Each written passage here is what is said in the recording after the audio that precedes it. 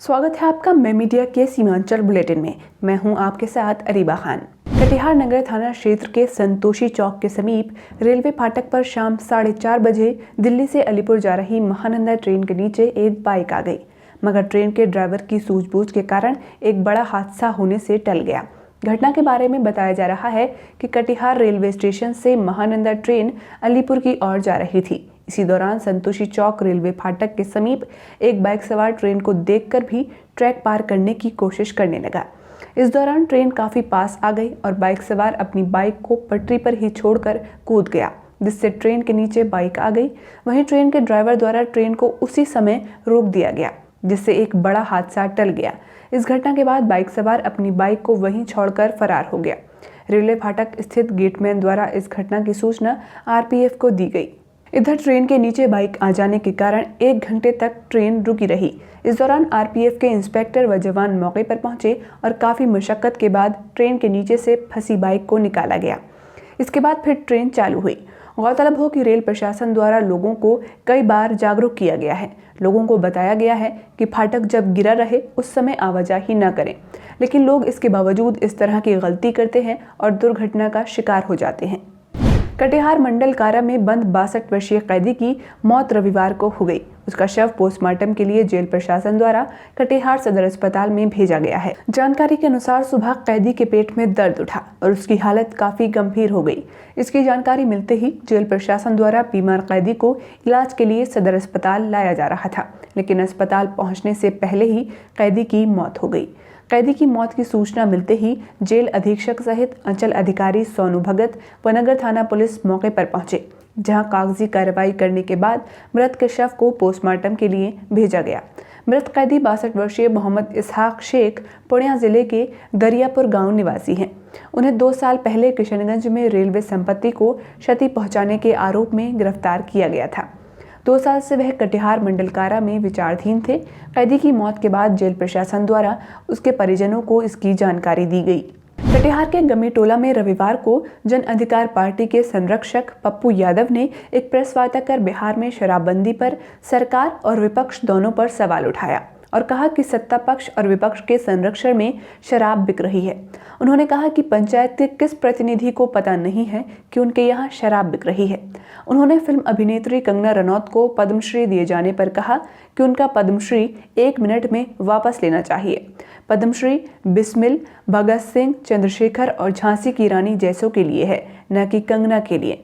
उन्होंने पूर्णिया में जिला परिषद के पति की हत्या के मामले पर कहा कि अगर पीड़ित परिवार सही कह रहा है तो उनके बयानों के आधार पर सरकार को सीबीआई जांच करानी चाहिए। अगर सरकार सीबीआई जांच नहीं कराती है तो सरकार पर भी उंगली उठेगी। पद्मश्री, हे बाप रे बाप, कहां ले जा रहे देश को भाई।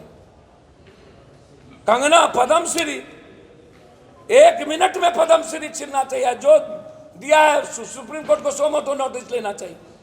पद्मश्री है बिस्मिल के लिए, भगत सिंह के लिए, चंद्रशेखर आजाद के लिए।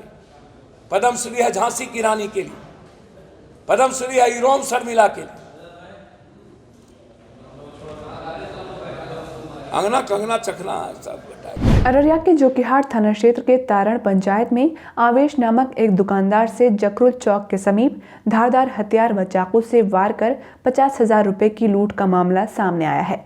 पीड़ित ने 3 व्यक्तियों के विरुद्ध लिखित शिकायत देकर जोकीहाट थाना अध्यक्ष से इस घटना में संलिप्त व्यक्तियों के विरुद्ध जांच कर उचित कानूनी कार्रवाई करने की मांग की है। कटिहार सहायक थाना क्षेत्र के हवाई अड्डे के समीप पुलिस ने गुप्त सूचना के आधार पर एक युवक को देसी कट्टा और एक गोली के साथ गिरफ्तार किया है। सदर अस्पताल में मेडिकल जांच करवाकर जेल भेज दिया गया है। घटना के बारे में बताया जा रहा है कि नाका नंबर 2 में कार्यरत टाइगर मोबाइल मुकेश कुमार को सूचना मिली कि हवाई अड्डा मसान घाट निवासी सूरज कुमार साहनी लोडेड देसी कट्टा लेकर हवाई अड्डे पर पहुंचा हुआ है और किसी बड़ी घटना को अंजाम देने की फिराक में है। सूचना मिलते ही टाइगर मोबाइल घटनास्थल पर पहुंचे तो पुलिस को देखकर युवक भागने लगा। उसे खदेड़कर पकड़ लिया गया और उसकी तलाशी लेने पर एक देसी कट्टा और एक गोली बरामद की गई। आर्म्स एक्ट के तहत युवक पर मामला दर्ज कर जेल भेज दिया गया है। गिरफ्तार युवक अपराधी प्रवृत्ति का है और कई कांडों में वांछित है। सिलीगुड़ी में वरिष्ठ नागरिकों के लिए सम्मान का घर नामक एक मनोरंजक क्लब शुरू किया गया है। घरों में अकेले रह रहे 60 वर्ष से अधिक आयु के नागरिक इस हाउस ऑफ ऑनर के सदस्य बन सकते हैं। पुलिस की ओर से हेल्पलाइन नंबर दिया गया है। हेल्पलाइन नंबर 8388997566 पर कॉल करने पर नजदीकी थाने का नोडल अधिकारी उनके घर जाकर सारी जानकारी जुटाएगा और उन्हें इस घर का सदस्य बनाएगा। इतना ही नहीं, यहाँ के सदस्यों की किसी भी समस्या का समाधान करने का प्रयास किया जाएगा। इसके लिए पुलिस की ओर से 10 सदस्यीय कमेटी का भी गठन किया गया है, जो इस वरिष्ठ नागरिकों के सभी समस्याओं को सुलझाने के साथ साथ उन्हें अकेलेपन से बचाने की कोशिश करेंगे। हर 1 या 2 महीने में यहाँ के सदस्यों के साथ एक बैठक करेंगे। अररिया में रविवार को स्थानीय सामाजिक संस्था छांव फाउंडेशन ने संस्था के ऑफिस में एक प्रोग्राम आयोजित कर जिले के ब्लड डोनर्स ग्रुप के सदस्यों को सम्मानित किया। पिछले कुछ दिनों से ब्लड डोनर ग्रुप अररिया के प्रयासों से बड़ी संख्या में जरूरतमंदों को रक्तदान किया जा रहा है। हर धर्म और समुदाय के युवा इस अभियान से जुड़ रहे हैं। रक्तदान संबंधित भ्रांतियां भी दूर हो रही हैं। छांव फाउंडेशन के सचिव जाहिद अनवर ने बताया कि प्रोग्राम में 33 डोनर्स को सर्टिफिकेट देकर सम्मानित किया गया। डोनर्स ने अपने विचार भी व्यक्त किए। रविवार को किशनगंज कांग्रेस कार्यालय में बिहार प्रदेश युवा कांग्रेस महासचिव सह जिला उपाध्यक्ष इमाम अली चिंटू की अध्यक्षता में भारत के प्रथम प्रधानमंत्री पंडित जवाहरलाल नेहरू की जयंती मनाई गई।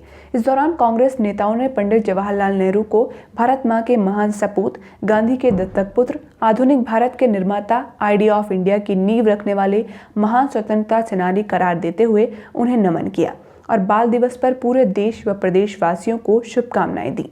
सिलीगुड़ी में रविवार को जगधात्री पूजा की महादशमी के अवसर पर पूजा पंडालों में भक्तों के बीच भारी उत्साह देखा जा रहा है। महादशमी के दिन रविवार को आश्रमपाड़ा श्री श्री जगधात्री पूजा समिति की ओर से रक्तदान शिविर का आयोजन किया गया।